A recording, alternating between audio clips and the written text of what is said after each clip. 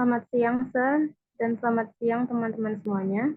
Kami dari kelompok 4 akan mempresentasikan data analisis tentang experimental quantitative research. Sebelumnya, kami akan memperkenalkan diri kami terlebih dahulu.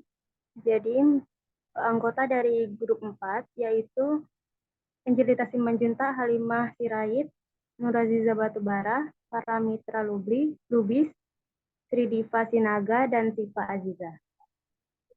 Baiklah, pembicara pertama yaitu Halimah. Waktu dan tempat saya persilahkan. Oke, terima kasih moderator. Judul dari penelitian eksperimental kuantitatif kami adalah pengaruh implementasi model pembelajaran role playing dalam kelas 7 di SMPN 17 Medan. Di sini kami akan menjelaskan data analisis eksperimental kuantitatif, yaitu ada 3 uji. Yang pertama, uji normalitas, kedua uji homogenitas, ketiga uji hipotesis. Teks yang telah diberikan ada 2, yaitu pretest dan posttest. Pretest itu kami berikan sebelum mengimplementasikan treatment, sedangkan posttest itu kami berikan setelah mengimplementasikan treatment. Berikut ini merupakan tabel skor dari hasil kedua tes tersebut. Nilai terendah dari pretest yaitu 40 dan nilai tertingginya yaitu 90, sedangkan nilai terendah dari posttest yaitu 70 dan nilai tertingginya yaitu 100. Banyaknya data yaitu ada 30. Total pretest itu 2070, sedangkan total posttest itu yaitu 2700. Baik, terima kasih Halimah. Pembicara selanjutnya yaitu Tridiva Sinaga. Waktu dan tempat saya persilahkan. Baik, terima kasih Syifa. Oke, selanjutnya adalah cara menghitung kriteria pengujian normalitas data.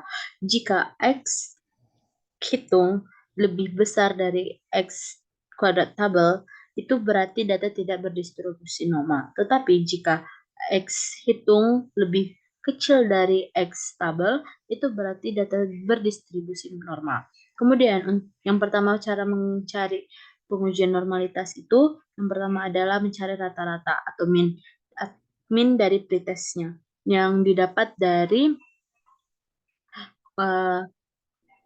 kalau dari Excel-nya itu ininya dapat dari average E10 dibagi E39. Kemudian ada di tabel 1.2 yaitu tabel frekuensi distribusi untuk pretest dalam grup eksperimental. Yang pertama itu ada interval kelas yang dimana didapat dari data terkecilnya dari pretest itu adalah 40. Yang pertama itu ada 40 sampai 50, 51 sampai 60, 61 sampai 70, 71 sampai 80, 81 sampai 90. FI itu adalah jumlah banyaknya data. Untuk 40 sampai 50 ada 5, 51 sampai 60 ada 6, 61 sampai 70 ada 8, 71 sampai 80 ada 7, 81 sampai 90 ada 4. Dan totalnya itu adalah 30. Kemudian ada nilai tengah. Nilai tengah itu didapat dari antara nilai interval 40 sampai 50, nilai tengahnya ada 50, 51 sampai 60 nilai tengahnya adalah 60, 61 sampai 70 nilai tengahnya ada 70, dan untuk interval 71 sampai 80 nilai tengahnya 80, dan yang terakhir 81 sampai 90 nilai tengahnya adalah 90. Kemudian nilai tengah ini akan dikuadratkan dan hasilnya adalah untuk interval kelas 40 sampai 50 adalah 2500 dan untuk 51 sampai 60 hasilnya adalah 3600 dan untuk 61 sampai 70 4.900, dan untuk 71 sampai 80 adalah 6.400, dan 81 sampai 90 adalah 8.100. Kemudian ada FI kali XI, yang dimana banyaknya jumlah kelas dikali dengan XI, nilai tengah, dimana untuk data interval yang pertama itu hasilnya 250, kemudian data interval kelas yang kedua itu 51 sampai 60 itu dapatnya 360, kemudian untuk yang ketiga ada 560, untuk yang keempat adalah 560, dan untuk yang kelima itu data interval kelas 81 sampai 90 adalah 360. Dan untuk yang FI kali XI kuadrat, untuk data interval yang pertama itu 12.500, dan untuk data yang kedua, untuk interval kelas yang kedua itu adalah 21.600, untuk interval kelas yang ketiga adalah 39.200, untuk interval kelas yang keempat adalah 44.800, dan untuk yang kelima, untuk interval kelas data yang kelima itu adalah 32.400. Kemudian ada XI kurang X itu artinya adalah nilai tengah dikurang rata-rata. Rata-ratanya tadi 69, nilai tengahnya itu seperti yang di interval kelas adalah nilai tengahnya 50, berarti 50 dikurang 69 dapatnya minus 19. Dan untuk data yang kedua juga 60 dikurang 69 dapatnya min 9. Untuk interval kelas yang ketiga nilai tengahnya 70 dikurang 69, datanya hasilnya adalah min 1. Dan untuk yang keempat adalah nilai tengahnya 80 dan dikurang rata-ratanya 69 dapatnya 11. Untuk yang 90 dikurang 69 dapatnya 21. Kemudian ada XI nilai tengah dikurang rata-rata kuadrat. Yang pertama itu untuk interval kelas yang pertama dapatnya 361, dan untuk yang interval kelas kedua 81, interval kelas ketiga adalah 1, untuk interval kelas keempat adalah 121, untuk interval yang ke kelas yang kelima adalah 441, dan totalnya 1005. Kemudian ada FI dikali jumlah banyaknya data dikali XI dikurang X itu dikali nilai tengah dikurang rata-rata kuadrat. Untuk yang pertama dapatnya 1.805, untuk yang kedua 486, untuk yang ketiga 8, untuk yang keempat 847, dan untuk yang kelima adalah 1.764, di total 4.910.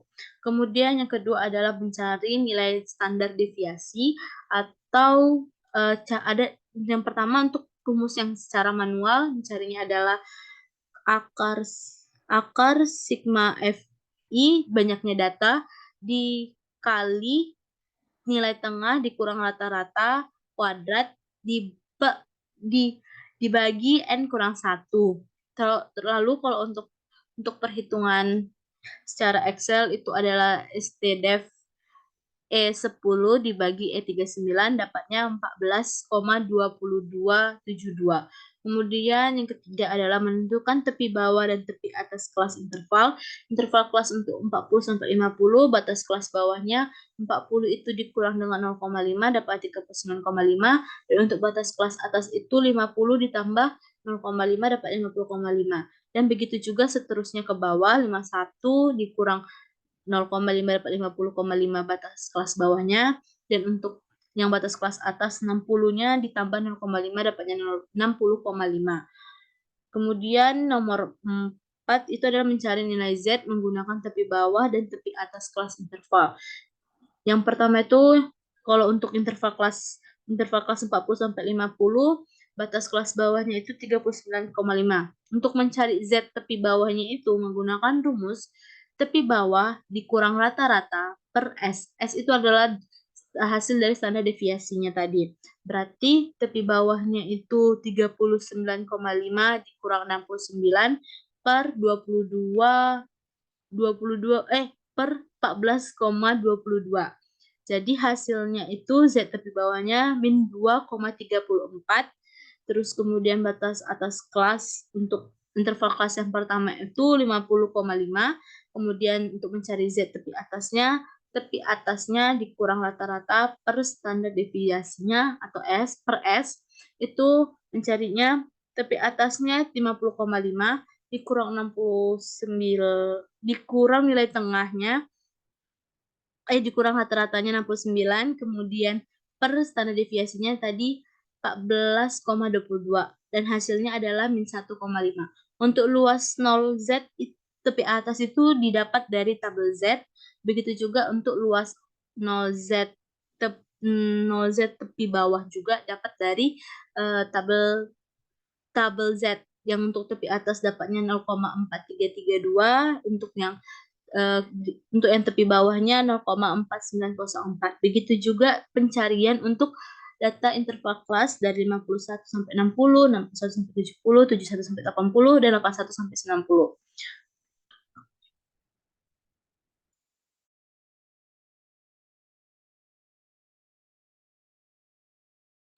Baik, baik, terima kasih nih Sri Diva Sinaga. Pembicara selanjutnya yaitu Angelita Simanjunta. Waktu dan tempat saya persilahkan. Baik, terima kasih moderator. Selanjutnya, nomor 5, mencari selisih luas tiap kelas. Nah, untuk mencari selisih luas itu sama dengan nilai luas 0 dikurang Z tepi bawah dikurang nilai luas 0 kurang Z tepi atas.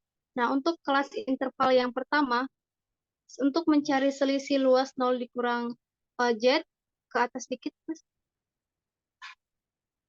adalah nilai luas 0 kurang Z tepi bawah, yaitu 0,4904 dikurang luas 0 kurang Z tepi atas, yaitu 0,4332. Nah, setelah itu kita kurangkan, dan hasil selisihnya adalah 0,0572. Begitu juga kelas interval yang kedua, yaitu kelas interval mulai dari 51 sampai 60. Untuk mencari selisih luasnya, yaitu luas 0 kurang Z tepi bawah, yaitu 0,4332, dikurang luas 0 kurang Z tepi atas, 0,2673. Yaitu hasilnya 0,1669. Begitu juga kelas interval yang ketiga, 61 sampai 70, kita kurangkan dari luas 0 kurang Z tepi bawah, yaitu 0,62673, kita kurangkan dengan 0,012, dan hasilnya adalah 0,1669. Begitu juga seterusnya kelas interval ketiga, keempat, dan kelima. Yang keenam, mencari frekuensi yang diharapkan. Nah, lambang dari mencari frekuensi yang diharapkan adalah EI. Untuk mencari EI, yaitu selisih luas 0 kurang Z kali N. Nah, selisih luas 0 kurang Z ini kita sudah menemukan sebelumnya. Nah, untuk N ini adalah jumlah seluruh total siswa. Jumlah seluruh total siswa yang ada dalam penelitian ada 30 siswa, jadi N-nya ada 30.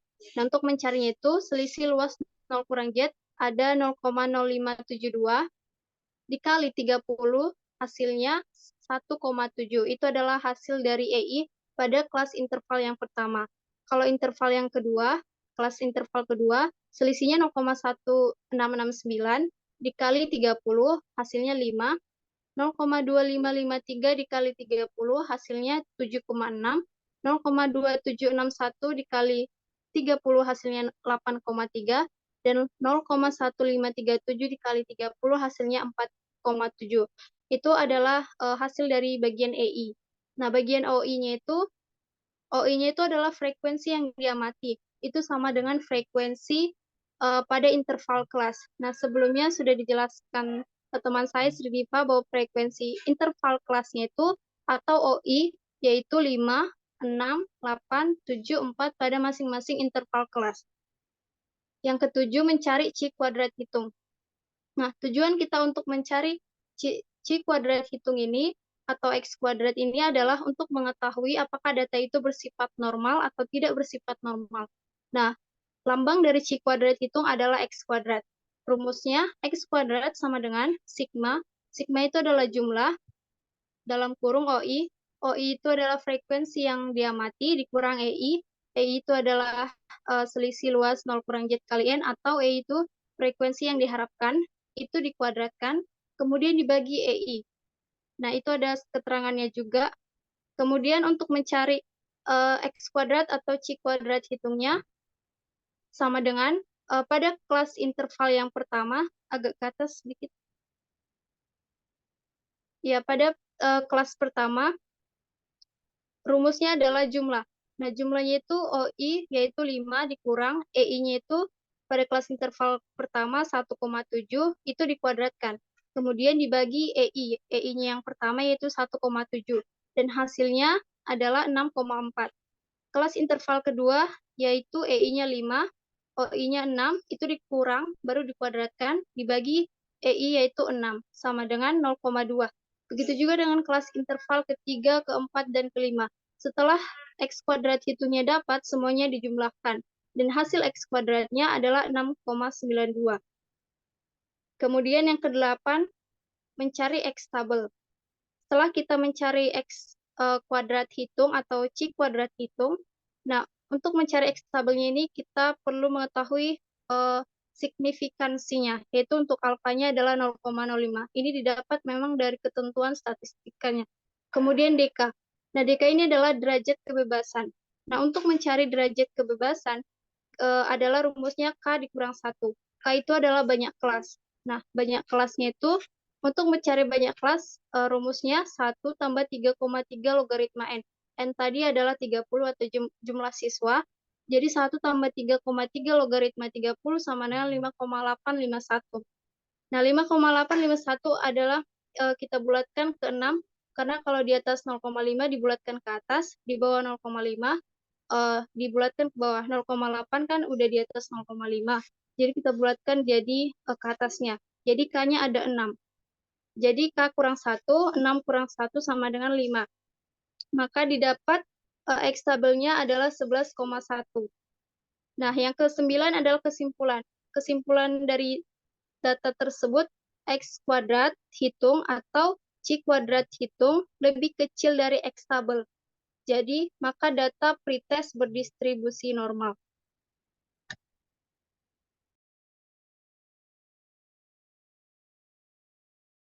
Baik, terima kasih Angelita. Pembicara selanjutnya yaitu saya sendiri, Siva Aziza. Jadi setelah kita mencari uji normalitas dari pretest, maka langkah selanjutnya adalah mencari uji normalitas dari posttest. Kriterianya juga sama. Jika X kuadrat hitung lebih besar dari X kuadrat tabel, maka data berdistribusi tidak normal, dan jika X kuadrat hitung lebih kecil dari X kuadrat tabel, maka data berdistribusi normal. Yang pertama yaitu mencari rata-rata. Main dari posttest tersebut yaitu adalah 90, atau jika dicari dalam Excel, maka caranya adalah sama dengan average, buka kurung, F10 bagi F39. Yaitu di blok data nilai yang pertama sampai data nilai yang ke-30. Maka keluar hasilnya yaitu 90. Lalu membuat distribusi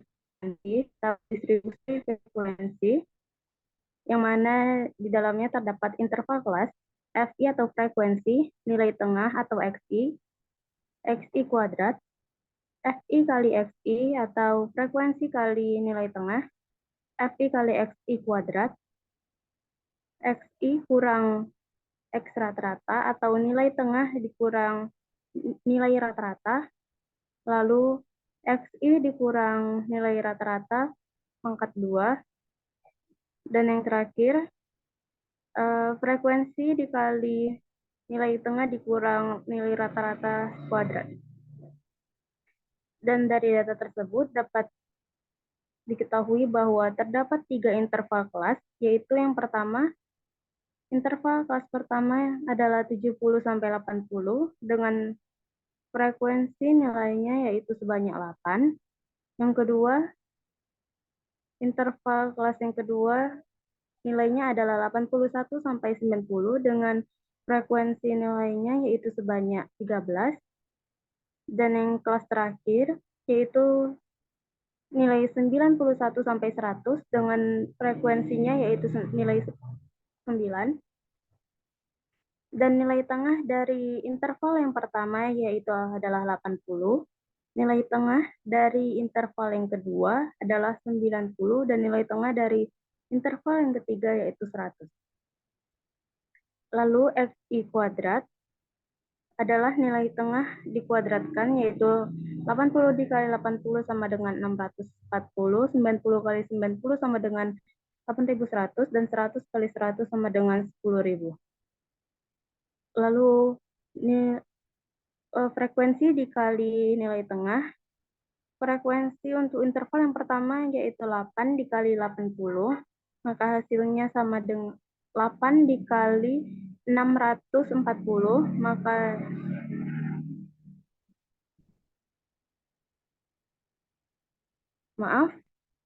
frekuensi dikali nilai tengah untuk yang interval pertama 8 kali 80 sama dengan 640, untuk interval kedua 13 dikali 90 sama dengan 1170, dan untuk interval yang ketiga 9 dikali 100 yaitu 900. Lalu Fi dikali Xi kuadrat, maka hasilnya yaitu untuk interval yang pertama 5.760, untuk interval yang kedua 9.720, dan untuk interval yang ketiga yaitu 90.000. Lalu nilai tengah dikurang nilai rata-rata. Nilai tengah dari interval yang kelas yang pertama yaitu 80, dikurang rata-rata yaitu 90, maka hasilnya adalah min 10. Untuk interval yang kedua, nilai tengahnya yaitu 90, dikurangi nilai rata-rata 90, maka sama dengan 0. Dan untuk interval kelas yang ketiga, nilai tengahnya yaitu 100, dikurang nilai rata-rata 90, maka hasilnya sama dengan 10. Lalu Xi dikurang nilai rata-rata kuadrat, itu untuk interval yang pertama menghasilkan nilai 100, untuk interval yang kedua menghasilkan nilai 0, dan untuk interval yang ketiga menghasilkan nilai 100. Lalu yang terakhir, frekuensi dikali nilai tengah dikurang rata-rata kuadrat menghasilkan nilai 800 untuk interval yang pertama, menghasilkan nilai 0 untuk interval yang kedua, dan menghasilkan nilai 900 untuk interval yang ketiga. Lalu sigma dari nilai Fi kali Xi yaitu 2710, dan sigma dari nilai Fi dikali Xi kurang rata-rata kuadrat yaitu 1700. 2. Mencari nilai standar deviasi. Standar deviasi dilambangkan dengan SD, dan mencarinya adalah jika di dalam Excel ini sama dengan STDEF dalam kurung F10 bagi F39, maka menghasilkan nilai seperti yang terlihat pada Excel tersebut yaitu 8,30. 3. Menentukan tepi bawah dan tepi atas kelas interval. Batas bawah kelas dan juga batas atas kelas. Nomor 3, scroll ke atas.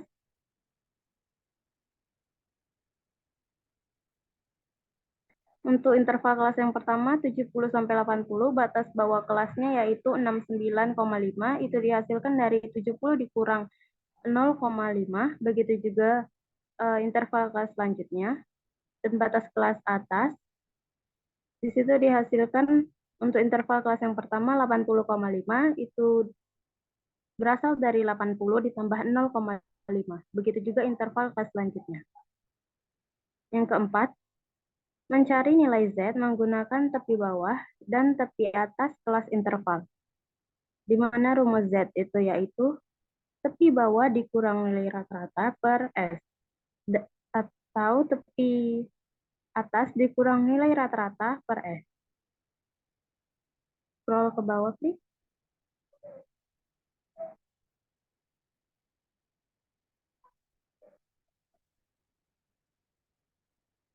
Batas bawah kelas untuk interval kelas yang pertama yaitu 69,5. Z tepi bawahnya adalah min 2,47. Dan juga begitu juga untuk interval kelas selanjutnya. Sedangkan untuk batas atas kelas, yang kelas interval kelas pertama yaitu 80,5, maka hasil untuk Z tepi atasnya itu min 1,1. Begitu juga untuk interval kelas selanjutnya. Baiklah, pembicara selanjutnya yaitu Nur Aziza Batubara. Waktu dan tempat saya persilahkan. Oke, selanjutnya yaitu nomor 5, mencari selisih luas tiap kelas. Adapun rumus untuk mencari selisih luas yaitu nilai luas 0 dikurang set tepi bawah dikurang nilai luas 0 set tepi selisih luas yaitu sama dengan nilai luas 0 dikurang set tepi bawah dikurang nilai luas 0 set tepi atas. Yaitu luas 0 untuk mendapatkan luas 0 set tepi atas. Kita bisa lihat dari tabel set. Kemudian untuk mendapatkan selisih luas, kita mengurangkan luas 0 kurang set tepi bawah yaitu 0,4932 dikurang 0,3646 pada luas 0 dikurang set tepi atas. Kemudian kita akan mendapatkan selisih luas 0 dikurang set sama dengan 0,1286. Kemudian yang kedua, luas 0 set tepi bawah 0,3643 dikurang luas 0 dikurang set tepi atas 0,0557. Jadi selisih luas 0 dikurang set sama dengan 0,3086. Begitu juga dengan nomor 3. Selanjutnya yaitu nomor 6, mencari frekuensi yang diharapkan atau singkatan dari AE.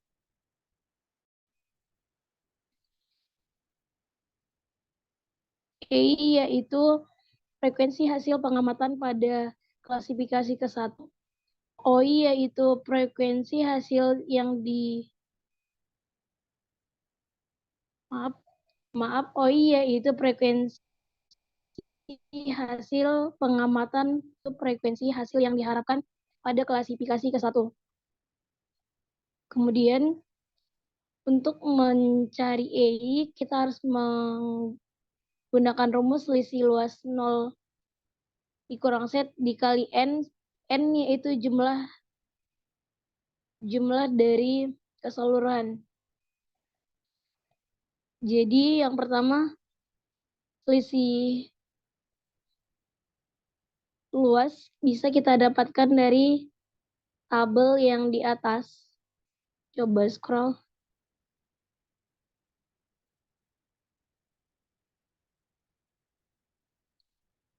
Selisih luas kita dapatkan dari tabel selisih luas yang di atas yang kita cari tadi. 0,1286 dikali OI yaitu 8. 8 itu jumlah interval dari kelas di atas. Jadi 8 dikali selisih luas 0,1286